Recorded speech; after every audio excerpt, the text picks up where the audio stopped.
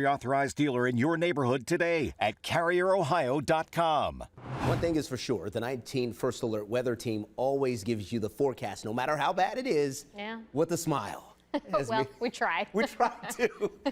Meteorologist Erica Page is here. You're going to try your best because we know we have a lot of changes coming up. We do, and they are going to be enough that I think you're going to get some travel headaches, especially as we close out the weekend. Now, I want to start with the weekend forecast before we dive into the 19 First Alert weather day, because these are the first 2 days we've got to get through before we talk about Monday's snow potential. Tomorrow, again, it's just an isolated shower chance. I think a lot of us are going to stay dry. If you want to get out, maybe get some errands done and not have to battle some of the rain, tomorrow's going to be the day essentially to do that. Wrap up any outdoor activities that you may need to do tomorrow, because winds will be a little bit lower as well before this next system comes in on Sunday. You'll notice temperatures do take a little bit of a hit second part of the weekend. A lot of that has to do with the strength of this colder air that's going to be working in, and there is some guidance that says by Sunday afternoon, late afternoon, early evening, we may already starting to be getting some of that transition from rain to a little bit of a wintry mix.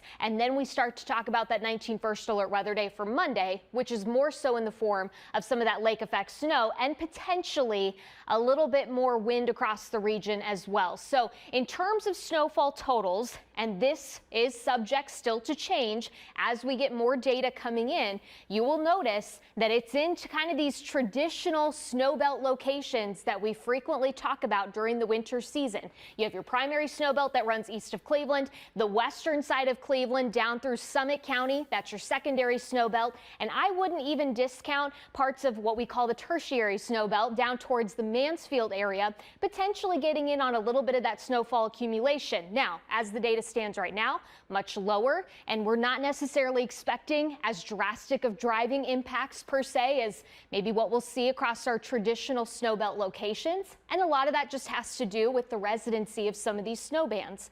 But remember, this is an early season event, so ground temperatures still relatively mild at this time, though they can certainly locally cool off enough to get you some of that accumulation. We will have cold air in place. We will have high snowfall rates at times, so that will impact driving, and you are going to have some gustier winds. So you've got some pieces coming together to give you that better opportunity to see some of that snowfall accumulation, not only Monday, but potentially for some spots into Tuesday as well, before temperatures then warm up by Wednesday, and everything at this point is in the form of some of that rain.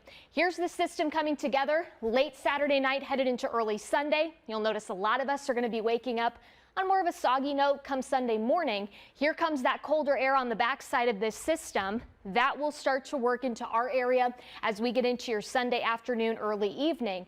And then you're getting some of that lake effect snow. So again, this is why we say that tertiary snow belt out towards the Mansfield area, you get that Lake Huron connection. It is possible you get a little bit of that snow to stick across parts of the area, and then that's going to really transition towards that primary snow belt. I'll wrap it all up with your 7 to 10 day forecast in just a bit.